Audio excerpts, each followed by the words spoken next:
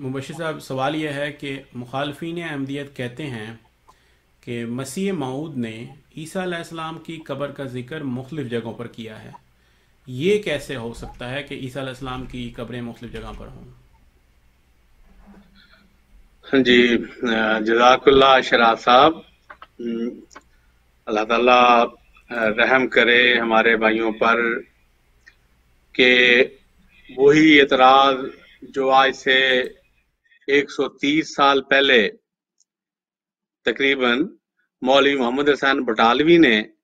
हजरत मसीह मऊद अलैहिस्सलाम से किया, वो वही एतराज मुख्तलिफ किताबों में मुख्तलिफ उलमा जो हैं और उनके आगे जो उनके शागिर्द हैं वो पूछते हैं और पूछते चले जा रहे हैं।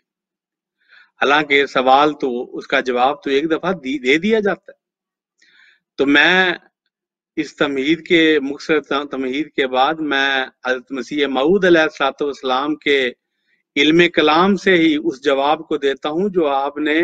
मौलवी मोहम्मद हसन बटालवी को दिया था। आपने अपनी किताब सात बचन में और रूहानी खजान जिल्द 10 सफ़ा 209 और 210 पे ये जो हवाला 309 और 310 पे जो हवाला मौजूद है उसमें आपने जो तहरीर फरमाया मैं आपके सामने रख रहा हूँ। हज़रत मसीह मऊद अलैहिस्सलाम फरमाते हैं कि हमारे मुतासब मौलवी अब तक यही समझे बैठे हैं कि हज़रत ईसा अलैहिस्सलाम माँ जिसमें अंसरी आसमान पर चढ़ गए हैं और दूसरे नबियों की तो फक्त रूहें आसमान पर हैं, मगर हजरत ईसा अलैहिस्सलाम जिसमें खाकी के साथ आसमान पर मौजूद हैं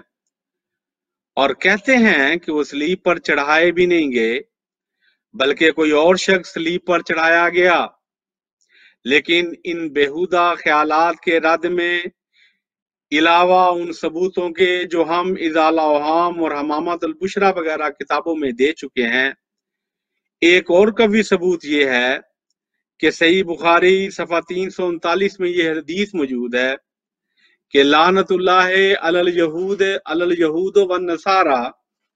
कि यहूद व नसारा पर खुदा की लानत हो जिन्होंने अपने नबियों की कब्रों को मसाजिद बना लिया। ये हदीस है जो हजरत मसीह मऊद अलैहिस्सलाम ने हजरत मोहम्मद रसूलुल्लाह सल्लम की सदाकत बयान करते हुए ये हदीस ली है। तो इस हदीस पे अब जरा देखें, हजूर हजरत मोहम्मद मुस्तफ़ा सल्लम फरमा रहे हैं कि लानत उन यहूद और नसारा पर, तो यानी यहूद और नसारा पर खुदा की लानत हो जिन्होंने अपने नबियों की कब्रों को मसाजिद बना लिया, यानी उनको सजदागाह बना लिया और उनकी परस्त शुरू कर दी। हजूर तहरीर फरमाते हैं कि अब जाहिर है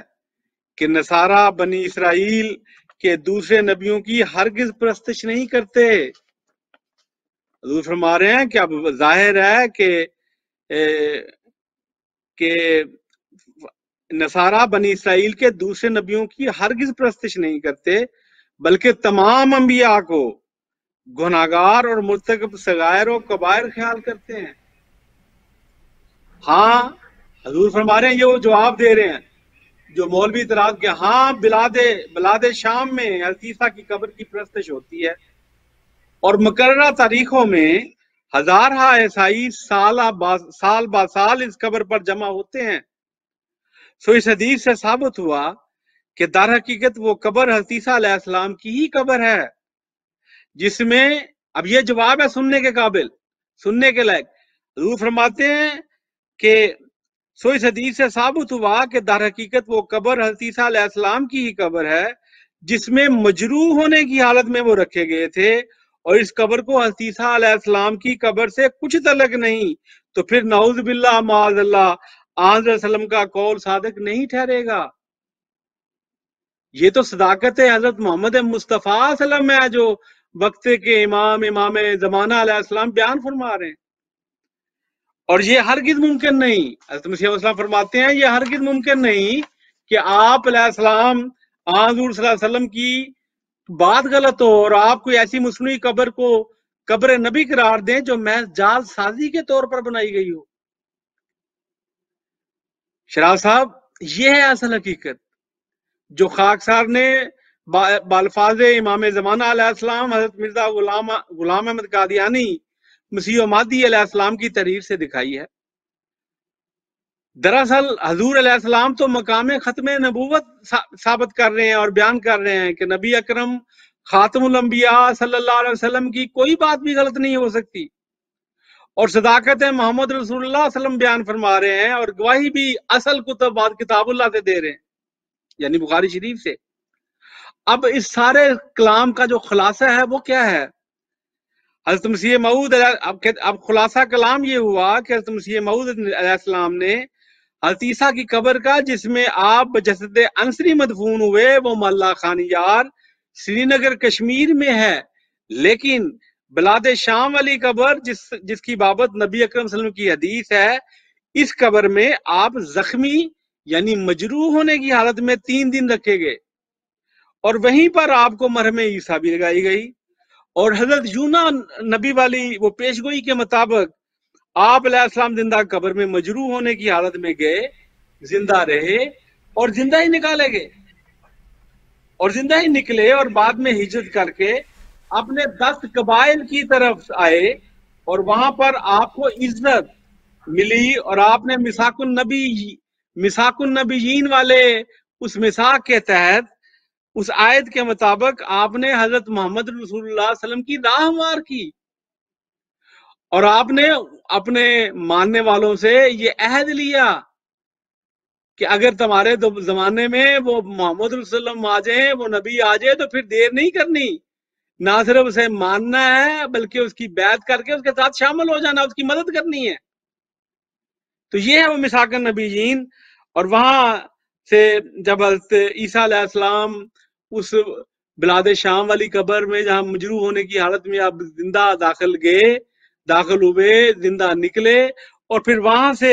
ہجرت کر کے اپنے 10 قبائل کی طرف آئے، اور وہاں پر آپ کو عزت ملی، اور آپ نے وہی جو میں نے بتایا ہے کہ حضور صلی اللہ علیہ وسلم کی وہ راہ ہموار فرمائی۔ یہی وجہ ہے کہ افغانستان میں، کشمیر، ایران اور یہ ہندوستان میں جو آپ کو بنی اسرائیل کثرت سے جو مسلمان ملتے ہیں، اس کی وجہ حضرت عیسیٰ علیہ السلام کی وہ راہ ہموار کرنا ہی ہے کہ انہوں نے مساق النبیین کے تحت حضرت محمد صلی اللہ علیہ وسلم کی پیشگوئی کو اس طرح بتایا کہ ان کے ماننے والوں نے اسے مانا۔ بلکہ افغانستان میں تو وہ مشہور ہیں عیسائی مسلمان، 1980 میں باقاعدہ ان تک اپروچ بھی کی گئی، لیکن آپ کو پتہ ہے افغان جنگ شروع ہوگی، جس کے بعد وہ رابطے ان سے منقطع ہو گئے۔ تو یہ ہے وہ اس کا جواب کہ حضور صلی اللہ علیہ وسلم کی بات غلط ہوتی ہے اگر حضرت عیسیٰ علیہ السلام کو اس قبر میں نہیں رکھا جاتا۔ تو خدا کے لیے مرزا صاحب کو غلط ثابت کرنے کے لیے نبی صلی اللہ علیہ وسلم کے اوپر تو الزام نہ لگاؤ۔ نبی اکرم خاتم الانبیاء، جن کو ابو جہل بھی صادق اور امین کہتا تھا، گو کہ نہیں مانتا تھا لیکن کہتا تھا کہ یہ صادق اور امین ہے، اکیلا کہتا تھا۔ تو ہمیں اس بابت غور کرنا چاہیے کہ حضرت مسیح موعود علیہ السلام نے قطعاً ایک ہی قبر بتائی ہے جس میں آپ مدفون ہیں، اور آج کل تو بے شمار گواہیاں اس کے بابت مل رہی ہیں۔ وما علینا الا البلاغ۔ اگر آپ کو ہماری ویڈیو اچھی لگی ہو تو ہماری حوصلہ افزائی کے لیے ویڈیو کو لائک اور شیئر کریں، اور ہمارے چینل کو سبسکرائب کریں، اور بیل کا آئیکن بھی دبا دیں تاکہ آپ کو ہماری نئی ویڈیو مل سکے۔